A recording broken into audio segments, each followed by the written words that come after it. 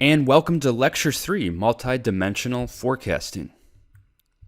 So what is this lecture about? I know that title sounds a little screwy. It might not make sense off the bat, but you'll realize here in a second why it does make more sense than ever.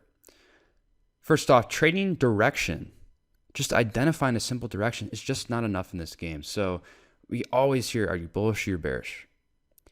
And that's really just not enough in the game of trading and investing. There's so many other considerations involved on top of whether something is going up or down.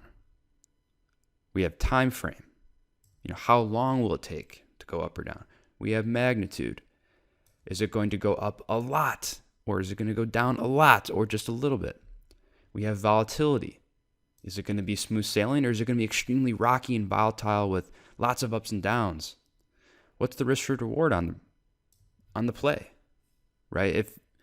Is it extremely risky and has a lot of upside as well, or is it very low risk with a ton of reward? And finally, correlations. How does that position, or how does that trading theme, or how does that trading idea interact with the rest of your portfolio? So the game is much more complex than bullish and bearish. So we're going to go through each level of forecasting.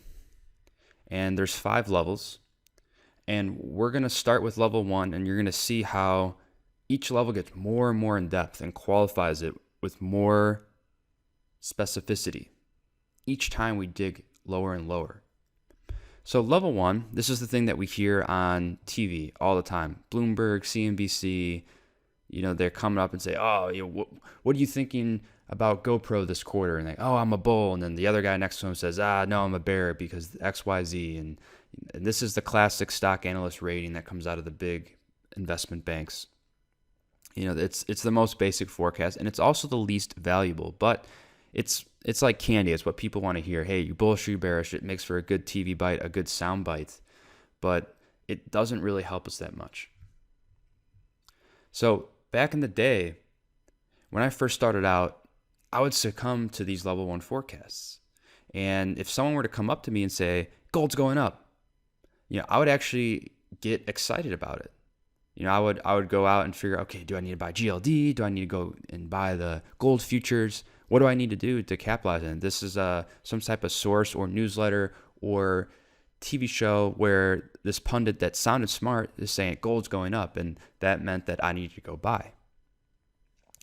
But as I learned and got more seasoned in the game, I realized that's not even close to enough of what you need to fit into a proper trading and investing process, because there's many more questions that impact the trade than whether or not gold's going up. So I wrote these questions down here. When will gold go up? How much is it going to go up? What is the chance of it being wrong and it going down? And then what's the risk reward on the trade? What are we looking for? So these are all questions that aren't answered by something as simple as gold's going up, and beginners have trouble understanding this. And that's why people starting off, they want the quick, easy picks. They want, hey, buy this, buy this, buy this. This is going to do well. Stay away from these. But you need many more qualifiers to really make the trade actionable and safe. So this is a funny concept if you think about it, but with enough time, every asset's going to be going up and down. Okay, sometime in the future, gold's going to be higher than it is today, and it's also going to be lower than it is today.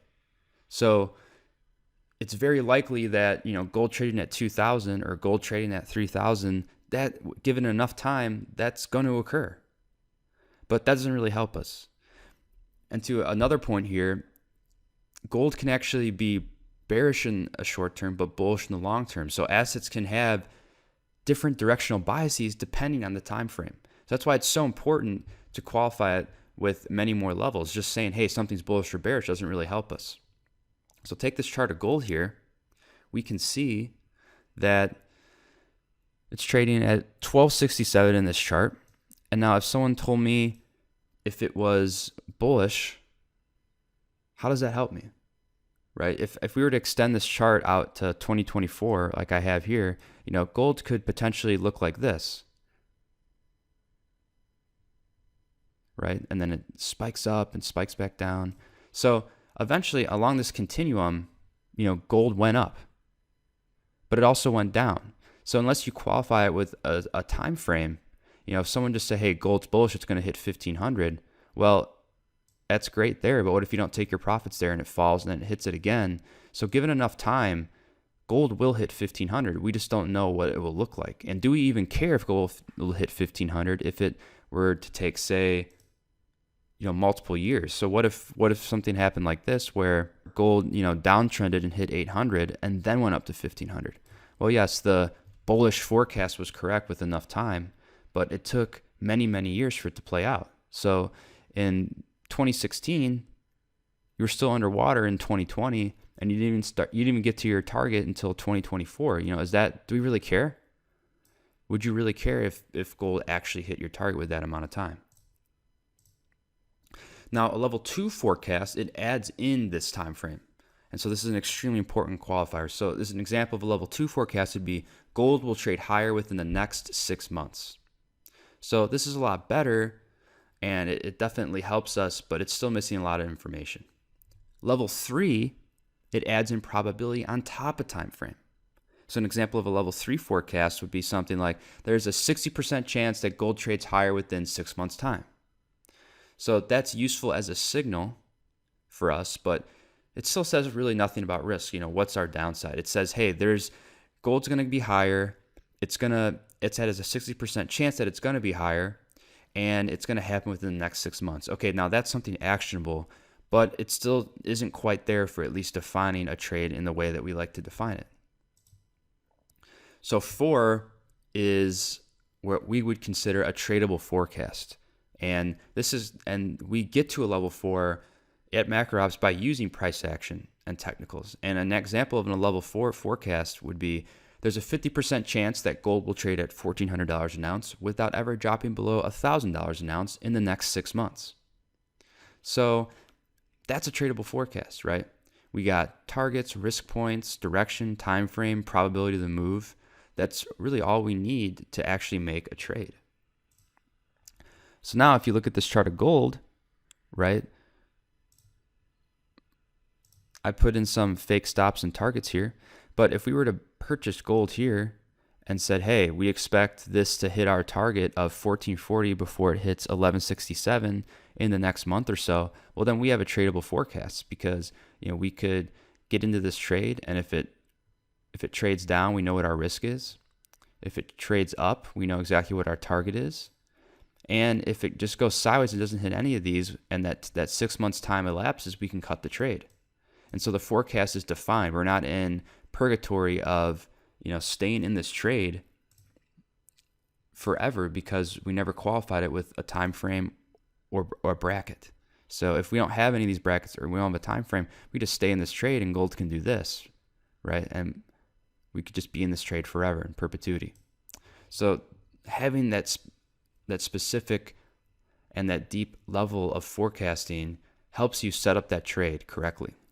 And then finally, there's actually a deeper level of forecasting that's extremely complex. It's not necessarily needed to execute trades, but it gives insight into advanced trades, into advanced trade management. So this is how the trade's behavior is going to play out.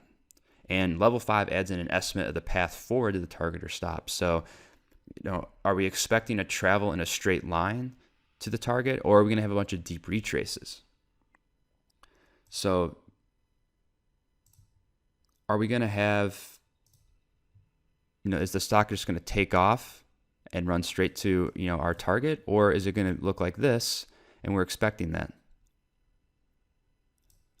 Right? These are two different trades, but sometimes we were able to estimate what it could look like. All right, and then two other things, grinding slowly or moving quickly. So grind slow is, just a little bit up every single day, or do you expect to spike up? And again, the types of charts and the types of paths can largely depend on what the price action in the chart is saying to us. And whether the thing has high volatility with an expanding range or low volatility with a tight range will really help us manage the trade and give us expectations on how to size the position. So here's an example of level 5 forecast. There's a 50% chance that gold will travel in a low volatility trend up to $1,400 per ounce without ever dropping below $1,200 an ounce in the next 6 months. And this is about as specific as we can get. short of calling, every day's move, which is a fool's errand. This is about as specific as we can get. So let's say we had this particular situation again in gold, and we wanted to get into it, and we set our level 5 forecast expects us to purchase here, and we're going to have a nice smooth trend up to the target at 1400. And if we don't get any type of smooth trend up to the target, then it's likely a busted trade. Okay, so this lets us manage it appropriately as it plays out. So if we have a lot of volatility, then we're likely to cut the trade, and we have a base case. We have a case that we're looking for, an ideal scenario, which is a slow trend up to 1400. So without understanding price action or a chart, it's extremely difficult to develop these high-level forecasts because funnies alone can't cut it. Funnies can tell you what the potential and direction of a trade, but they're never going to be able to tell you the timing or how to define the risk and the profit targets and the brackets that you're shooting for. So price action turns your fundamental assumptions into an executable trading campaign through this multidimensional forecast, and you get each level deeper and deeper and deeper that helps you qualify and be very specific with what you're looking for out of the trade. And that's why knowing how to read a chart and price action is so invaluable to the trading process.